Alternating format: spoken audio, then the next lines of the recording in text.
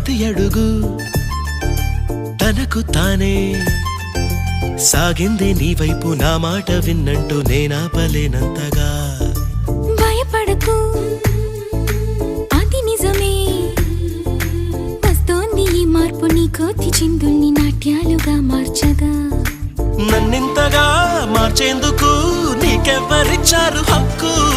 నీ ప్రేమనే ప్రశ్నించుకో ఆ నింద నాకెందుకు